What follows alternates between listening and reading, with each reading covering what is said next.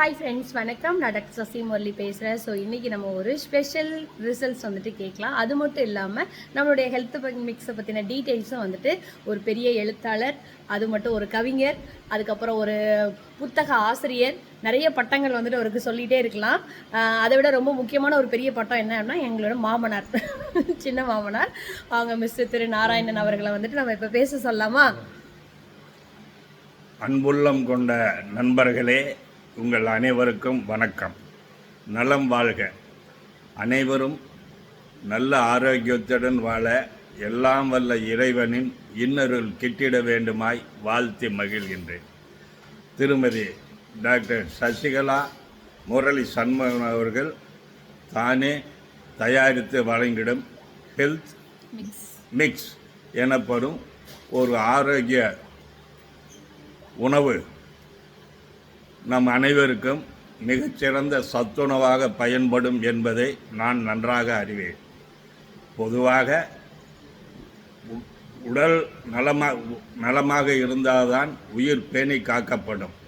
சுவர் இருந்தால்தான் சித்திரம் என்று சொல்லுவது போல நமது திருமூலர் கூட உடம்பார் அழியின் உயிரார் அழிவர் என சொல்லியிருக்கிறார்.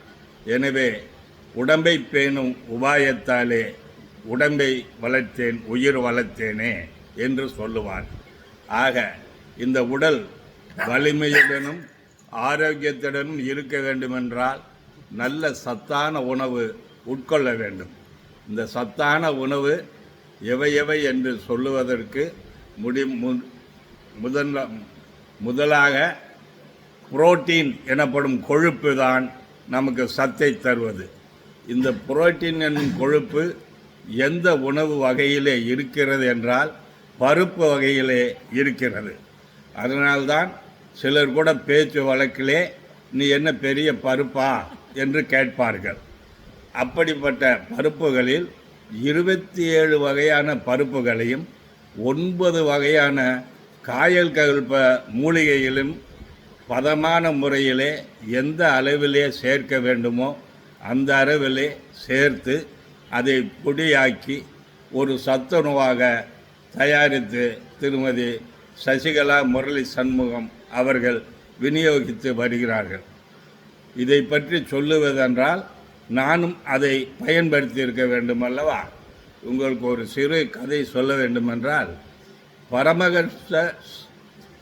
ராமகிருஷ்ண பரமஹம்சர் என்பவர் ஒரு மூதாட்டி தன் மகனை அவரிடம் கூட்டி வந்து, இவன் அதிகமாக இனிப்பு சாப்பிடுகின்றான், இவனை புத்திமதி சொல்லுங்கள் என்று கேட்ட பொழுது அவர் ஒரு வாரம் கழித்து அடுத்த வாரம் வாருங்கள் என்று சொன்னார்.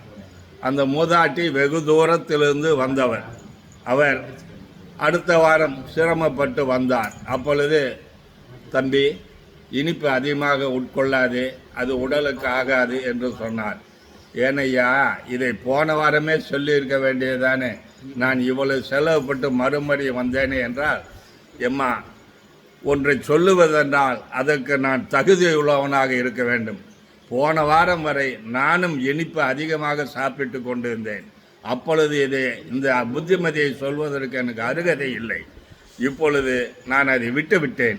இப்பொழுது எனக்கு அந்த யோகியதை இருக்கிறது என்றால், அதுபோல இந்த சத்து உணவை நான் மட்டுமல்ல, என் மனைவி, என் மருமகள், என் மகள், என் பெயர்த்தி ஆகியோர் அனைவரும் உட்கொண்டு வருகிறார்கள். அதன் பலனையும் பயன்படுத்தி அதன் பலனையும் அனுபவித்து இருக்கிறார்கள். ஆகவே உங்கள் அனைவருக்கும் நான் சொல்லுவதென்றால், நம் உடல் ஆரோக்கியமாகவும் வலிமையாகவும் இருக்க வேண்டுமென்றால் இந்த சத்துணவை உட்கொள்ளுமாறு கேட்டுக்கொள்கிறேன்.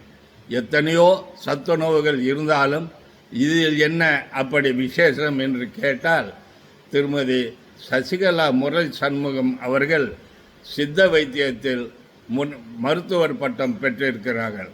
ஆகவே நமது முன்னோர்கள் சித்தர்கள் நமக்கு சொல்லித்தந்த அந்த தானிய வகைகளை ஆராய்ந்து எவை நமக்கு உட்கொள்ளுவதற்கு உரியனவோ அதுபோன்ற தானியங்களை எடுத்து பொடி செய்து அதனுடன் 9 காயகல்ப மூலிகையிலும் கலந்து நமக்காக தந்திருக்கிறார்கள். ஆகவே இதை அனைவரும் பயன்படுத்தி உடல் வலிமையோடும் இளமையோடும் நீண்ட காலம் வாழ வேண்டுமாய் எல்லாம் வல்ல இறைவனை வேண்டி வணங்கி என் உரையை முடிக்கிறேன்.